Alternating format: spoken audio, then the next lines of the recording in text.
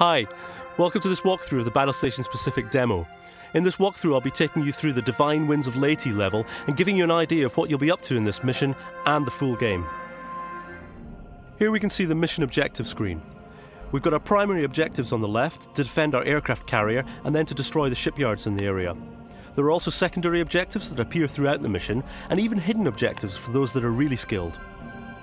The unit selection screen shows us which units are available for this mission, and we can cycle up and down through them on the D-pad. And lastly, we've the difficulty selection screen. Here you can pick from Rookie or Regular, but in the full game you'll be able to pick the hardest difficulty, Veteran.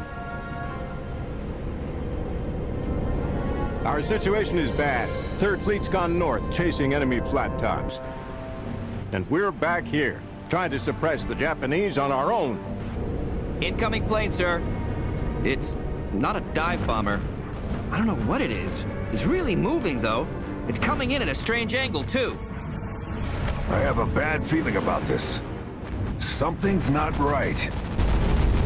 Battle stations, now! In this mission we're thrown into the thick of the action, a kamikaze attack on my carrier fleet, and it's up to me, in charge of this cruiser, to make sure those planes don't get through. If you look over to the left there, you can see that one of my carriers has just been hit by some planes and is already sinking. Large explosion, sir. We're assessing the damage. The Japanese are desperate. We should have expected something like this. Planes packed with explosives diving straight at us. Unbelievable. There's a high risk of follow-up attacks. Shoot down everything that's coming our way. So here my job is to take out the kamikaze planes that are heading towards our fleet, using the flak cannons on my cruiser. I can look around using the right stick and use the right trigger to fire. Clicking down on the right stick zooms me into binocular view for some precision shooting. Targeting aircraft have been neutralized, sir. Up in the top right of the screen you can see the mini-map, and here it helps me see where all the kamikazes are coming from. Anything red is Japanese and anything blue is Allies. In Battlestations Pacific we've enhanced the targeting system to make it easier to select the targets that you want to hit. Tapping A will select the nearest enemy, and pressed again will cycle through other close enemies, whilst holding A will select a lock-on to the closest enemy to my crosshair. We're also giving you more information on each target now. If you look closely you can see their name and their damage level, and with so many enemies it helps you know who to shoot first. I've just been hit by two planes there and suffered some critical damage, and I need to repair that quickly or I'll sink. I can bring up the repair menu by clicking down on the left stick and then tilting it to the correct damage type before I let go. There's water, fire, engine or weapons damage, and each has a different impact. Here, as you'll see, I have weapons damage. Alright, I got me enough. You can see my secondary objectives just popped up there. If I click down on the right stick here, I can get some precision shooting on this anti-aircraft installation.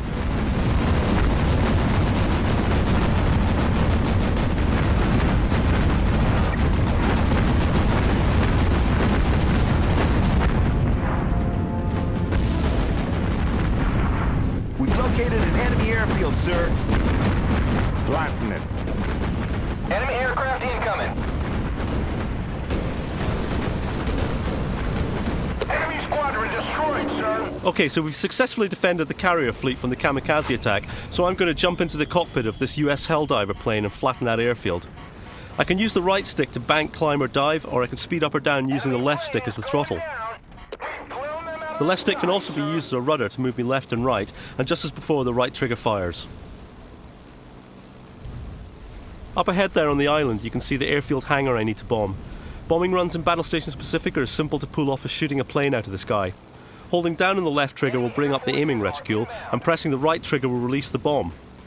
If I keep the right trigger held down I can get a bomb cam so I can be sure I got a direct hit.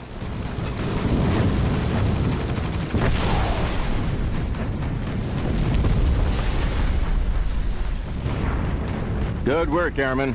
One less place for them to use. Okay, so now I've destroyed the airfield hangar, I've got another objective. The island's got 3 shipyards on it, and each of these are putting out PT boats, which are a real threat to my fleet. It's my job here to destroy those shipyards. I'm going to jump into the cockpit here of this Corsair fighter, and you can see on its wings there, it's equipped with rockets. And this is the ideal tool for the job. He's gone. Enemy ship confirmed sunk. Okay, I'm just going to jump into the map screen a second by pressing the back button. I can zoom using the triggers, and you can see on the left here and on the right that there's 2 of the shipyards marked. If I move the cursor over to a target with the left stick and press A, you'll see a red arrow appear. Now this means that my selected units will go and attack those targets. Coming out of the map screen and back into my Corsair, you can see the first shipyard up ahead. The rockets on my plane fire in a straight line, so I've really got to be careful with my aiming here. I launched them just like I did with the bombs in the previous plane, by holding down the left trigger and pressing the right trigger to fire. Once I'm out of rockets, I can switch to any of the other planes in my squadron simply by pressing left or right on the D-pad, or if I want to stay with my plane, the rockets will replenish over time. I can tell just how soon they'll restock by looking at the icons near my crosshair, and when they've swept to green and lit up, I can fire again.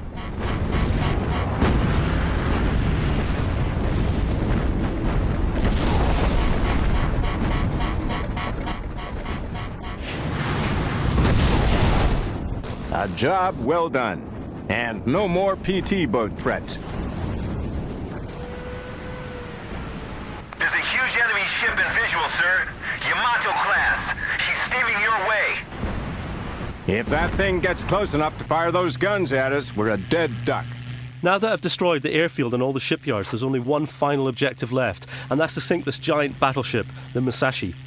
I've got a squadron of torpedo bombers to achieve this, and torpedo bombers inflict a great deal of damage, but they require skill in order to land a hit.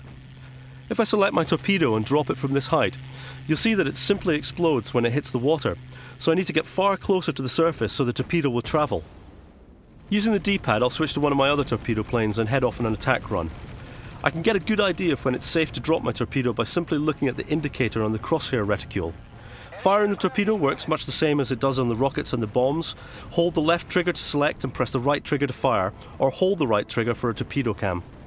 As I get closer to the ship, we can also see different areas to target, the engine, magazine and fuel sections of the ship, and the damage I inflict depends on where I hit. Hitting a ship's engine, for instance, will sometimes stop it dead in the water, or at least slow it down, making it an easier target for the rest of my squadron. To land even one torpedo successfully, I'll need to weave through anti-air flak and fire ahead of the target.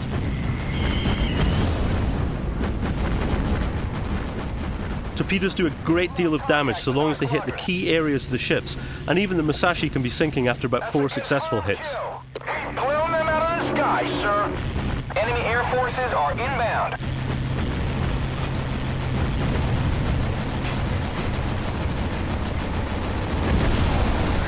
Musashi is going to the bottom.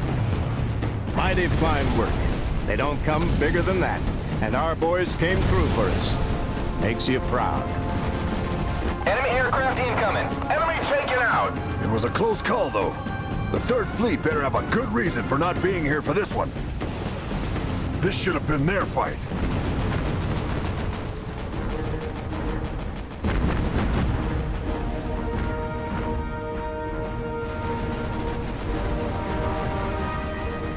So the mission was a success, and on the debriefing screen I can see just how well I've done and what kind of score I've achieved. In the full game, I can replay missions to achieve higher rankings and achieve all the secondary and hidden objectives, earning medals and unlocking units along the way.